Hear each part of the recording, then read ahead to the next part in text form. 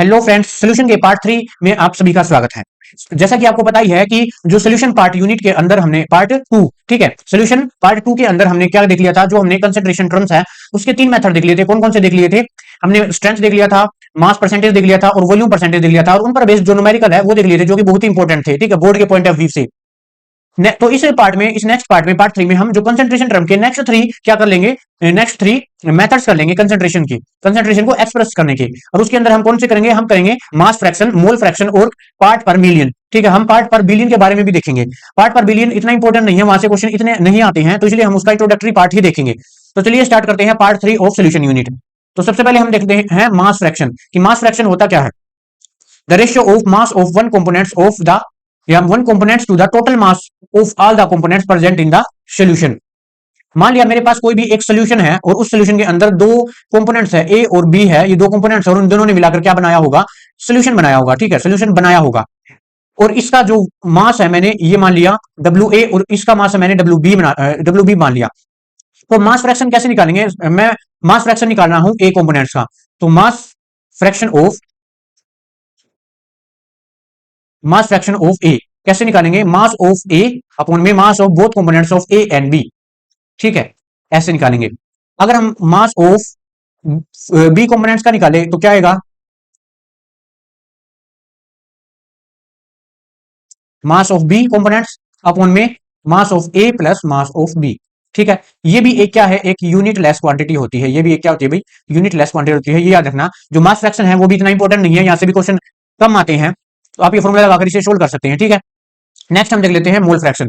Mole fraction important है, यहां से क्वेश्चन आते हैं, ठीक है, यहां से न्यूमेरिकल पार्ट भी आता है पेपर के अंदर। इसको हम डिनोटेड करते हैं जीटा से, इसको हम डिनोटेड करते हैं किससे? जीटा से डिनोटेड करते हैं इसको, और कई बुक्स में इसको ईटा से भी डिनोटेड किया जाता है, ठीक। तो सबसे पहले हम देख लेते हैं मोल फ्रैक्शन क्या होता है।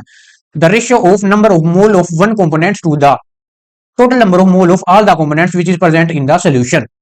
कहने का मतलब क्या है? मान लिया मेरे पास कोई भी एक सोल्यूशन है और उसके अंदर क्या है, दो कंपोनेंट्स है, एक कंपोनेंट्स है ए और दूसरा कंपोनेंट्स है मेरे पास बी। और ए कंपोनेंट्स का 1 मोल है और बी कंपोनेंट्स का, जो बी कंपोनेंट्स है उसका 3 मोल है। कितना है भाई इसका? 3 मोल दे रखा है, 3 मोल दे रखा है। तो हमें अगर मोल फ्रैक्शन निकालना है तो कैसे निकालेंगे? Mole fraction of A components is equal to the ratio of number of mole of one components. मान लिया ए का निकालने हैं तो वन, तो ए को ऊपर रखेंगे, ए के मोल कितने मोल है? ए के 1 पोन में, और नीचे टोटल मोल कितने हो गए? टोटल मोल मतलब बोथ ए और बी कंपोनेंट्स के 3 इसके और 1 इसके, टोटल हमारे पास 4 हो गए, ठीक है, ये आ गया। अगर हम mole fraction of B components निकाले तो यहां पर क्या आएगा बताओ? 3/4, ये आएगा, ठीक। तो मोल फ्रैक्शन का फॉर्मूला क्या बन गया? क्या बन गया भाई? Mole fraction, mole fraction is equal to, या mole fraction of A component क्या बन गया? Number of mole of A by में number of mole of A plus number of mole of B, ठीक है, ऐसे निकालेंगे। इतना समझ में आया? चलो एक बार और देख लेते हैं अच्छे से क्लियरिटी के लिए। इतना समझ में आया?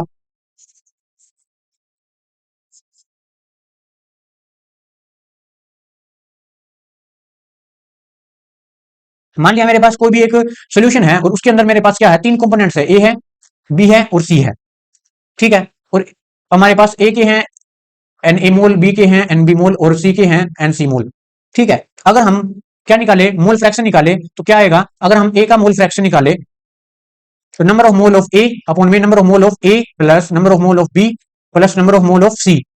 अगर हम बी कंपोनेंट्स का निकाले तो क्या आएगा? Number of mole of B upon में number of mole of A plus number of mole of B plus number of mole of C.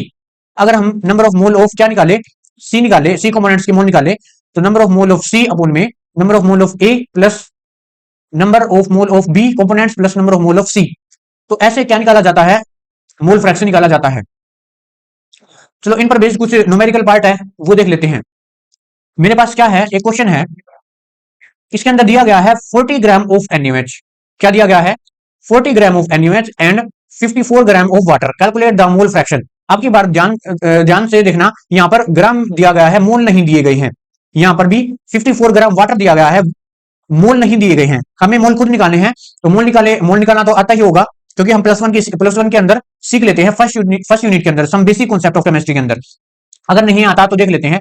तो number of mole is equal to given weight, जितना हमें wait दे रखा है, upon में molecular मास, upon में उस compound का मोलिकुलर मास। ये हम यहां से हम क्या निकाल लेते हैं, नंबर ऑफ मोल निकाल लेते हैं। ठीक है, सबसे पहले हमें जरूरत होगी किसकी, नंबर ऑफ मोल की जरूरत होगी, निकाल लेते हैं। 40 ग्राम ऑफ NaOH है, number of mole of NaOH, number of mole of NaOH निकालेंगे। गिवन वेट कितना है 40, और मोलिकुलर मास NaOH का मोलिकुलर मास कितना है बताओ, 40 ही ग्राम होगा। NaOH का मोलिकुलर मास कितना होता है 40 ग्राम होगा। और वो कैसे होगा, जैसे देखो NaOH, सोडियम का कितना होता है भाई 23, प्लस ऑक्सीजन का 16, हाइड्रोजन का 1, और इन सभी को मिलाएंगे तो क्या हो जाएगा 40। ठीक है, यहां पर 40 रख दिया। ये है गिवन वेट जितना हमें दे रखा था, और इसका मोलिकुलर मास। जब इसे सोल्व करेंगे तो हमारे पास कितना आ जाएगा 1 मोल। तो हमारे पास NaOH का कितना आ गया 1 मोल आ गया। उसके बाद हमारे पास क्या आएगा, उसके बाद हम क्या निकालेंगे, mole of water, mole of water निकालेंगे, mole of water, number of mole of water. यहाँ पर हमारे पास क्या है 54, यानी गिवन वेट अपॉन में वाटर। वाटर का क्या आएगा हमारे यहाँ पे 2 प्लस, क्योंकि एक हाइड्रोजन का एक होता है ना, यहाँ पे 2 है हाइड्रोजन, तो 2 प्लस ऑक्सीजन का क्या होता है मेरे पास 16, टोटल हमारे पास 18 हो गया। तो यहाँ पर 18, तो टोटल हमारे पास जब हम इसे सोल्व करेंगे तो हमारे पास 3 मोल आ जाएगा। तो वाटर के हमारे पास कितने मोल आ गए 3 मोल आ गए। हमारे पास मोल आ गए हैं, अब हम क्या निकाल देंगे, मोल फ्रैक्शन निकाल देंगे। मोल फ्रैक्शन कैसे निकलेंगे, मोल फ्रैक्शन ऑफ NaOH निकालते हैं पहले।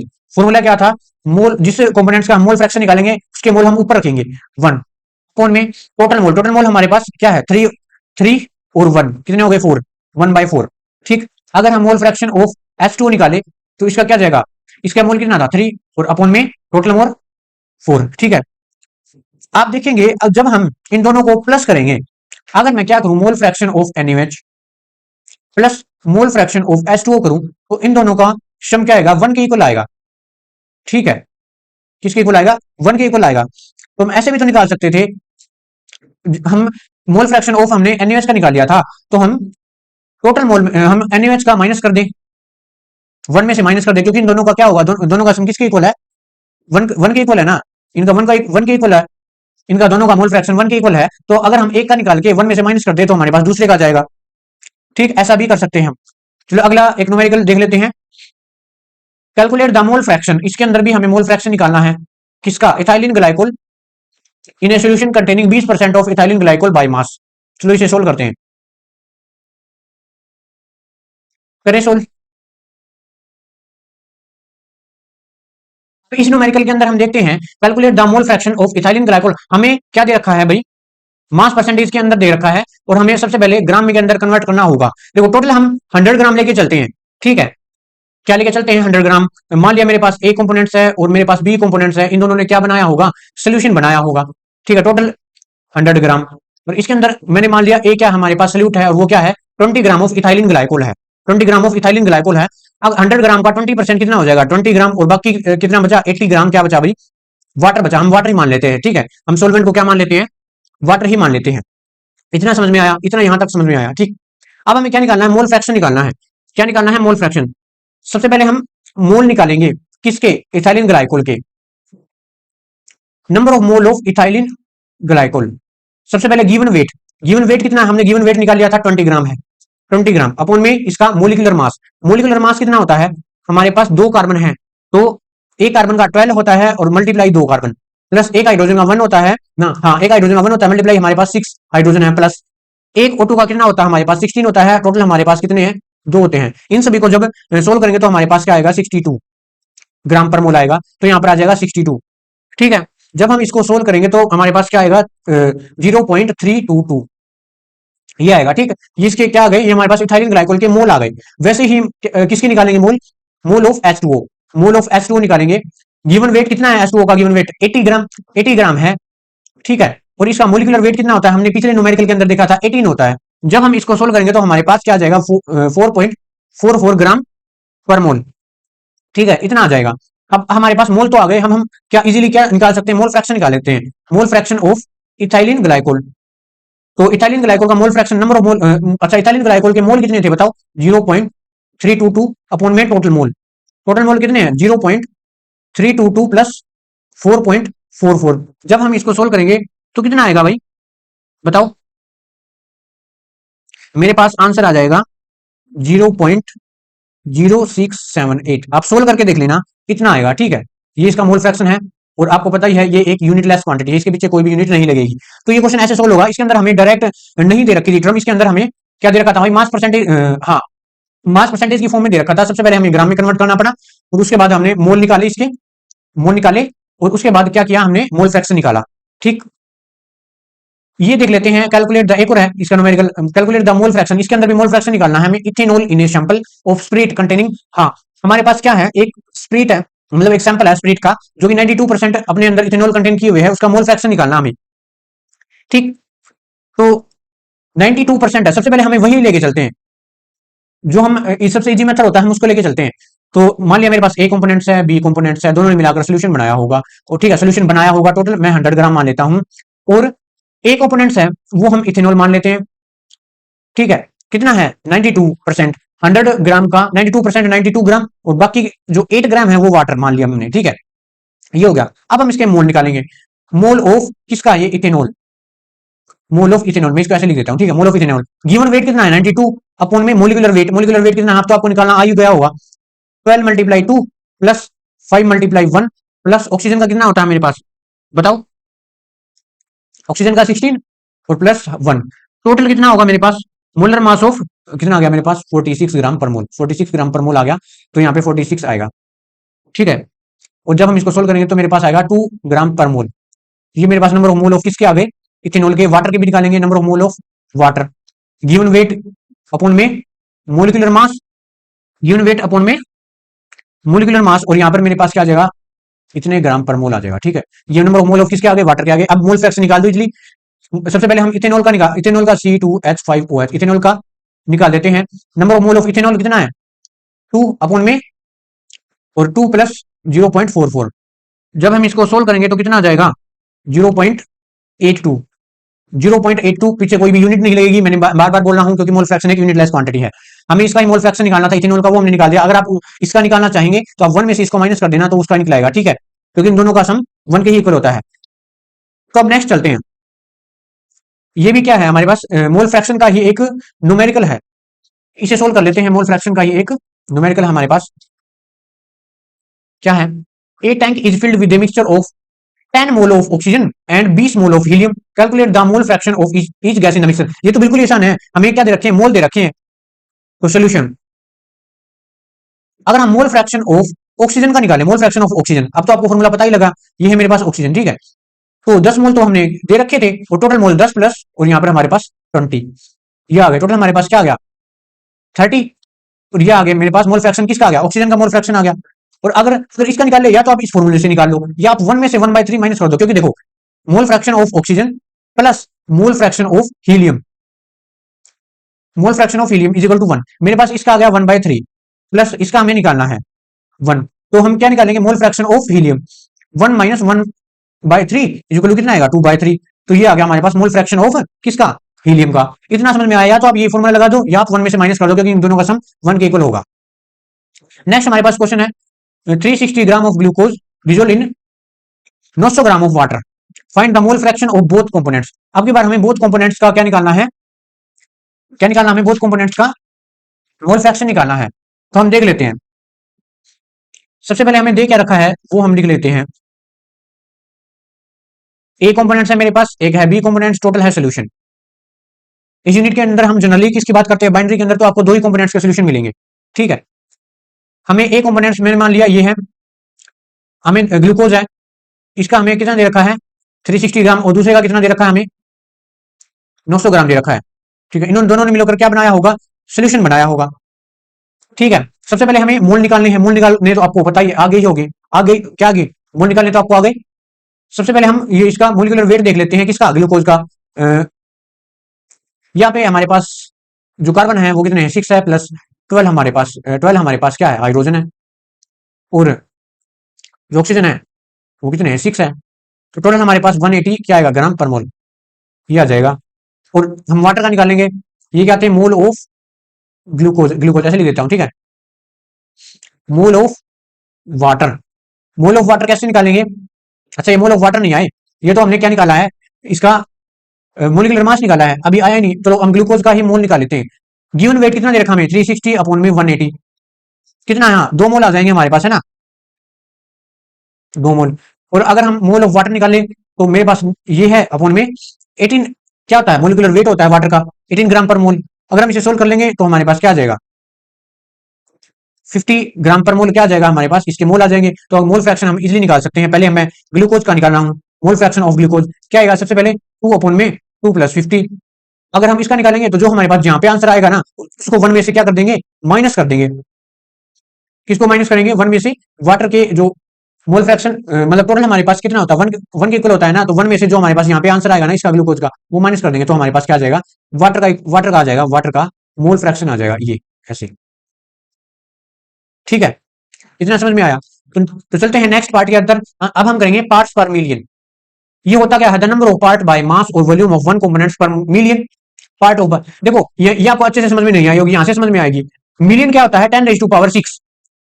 अब पार्ट पर मिलियन क्या कहता है, amount of solute is present in 10⁻⁶ part of solution, यानी कि कितना अमाउंट सॉल्यूट का प्रेजेंट है सोल्यूशन के इतने पार्ट के अंदर, वो हम पार्ट पर मिलियन कहलाता है। या फिर हम एक और इसकी डेफिनेशन कर सकते हैं, it is equal to the part of solute per million part of solution. ठीक है, तो ये है हमारे पास पार्ट पर million.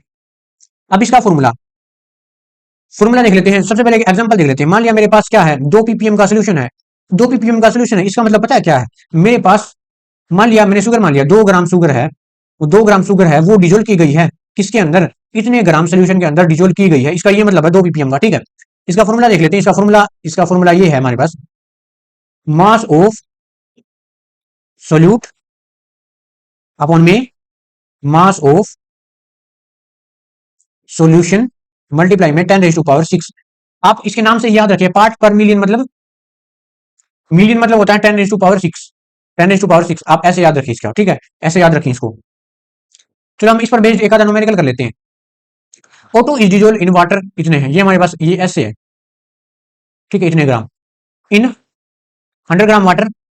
Find concentration of O2 in ppm, जो O2 की कंसेंट्रेशन है वो ppm के अंदर निकालनी है। देखो जो हमारे पास ppm होता है ना, पार्ट पर मिलियन, वो सबसे छोटा पार्ट होता है कंसेंट्रेशन का।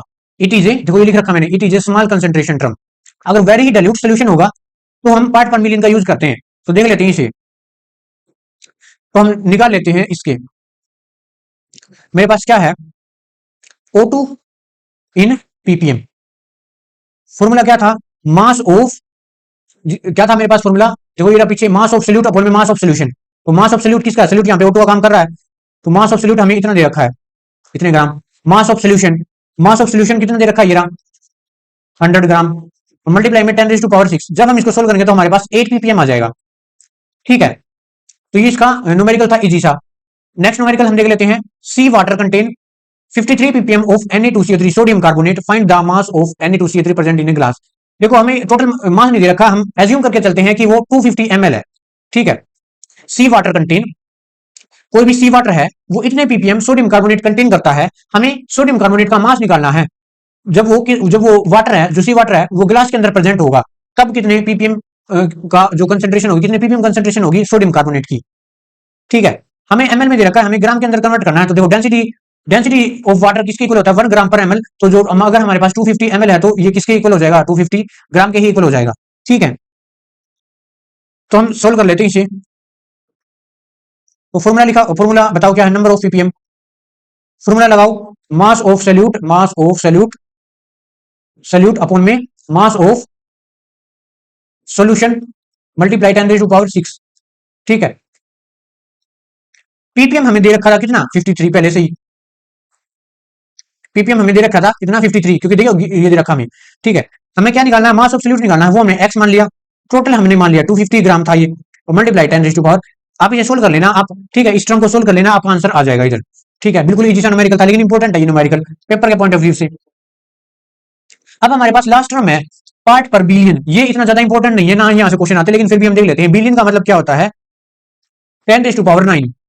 तो इसका मतलब क्या है, जैसे पार्ट पर मिलियन था वैसे ही part per billion, amount of solute is present in 10⁻⁹ part of solution. ठीक है, फॉर एग्जांपल जैसे अगर 5 ppb part per billion of NaCl means, इसका मतलब क्या है? इसका मतलब 5 ग्राम NaCl प्रेजेंट है किसके अंदर? इतने 10⁹ ग्राम सोल्यूशन के अंदर। इसका फॉर्मूला जैसा फॉर्मूला पार्ट पर मिलियन का था, इसका भी है। तो इसका फॉर्मूला क्या हो गया? Number of PPB is equal to mass of solute upon में मास ऑफ सॉल्यूशन मल्टीप्लाई 10⁹ 9। तो आज हमने इस वीडियो में 3 कंसंट्रेशन टर्म देखे और एक और ये छोटा सा कंसंट्रेशन टर्म एक्सप्लेन किया, ठीक है। तो आज इस वीडियो में यहीं तक करेंगे। नेक्स्ट वीडियो में हम अगले नेक्स्ट 3 कंसंट्रेशन टर्म करेंगे। तब तक के लिए थैंक यू।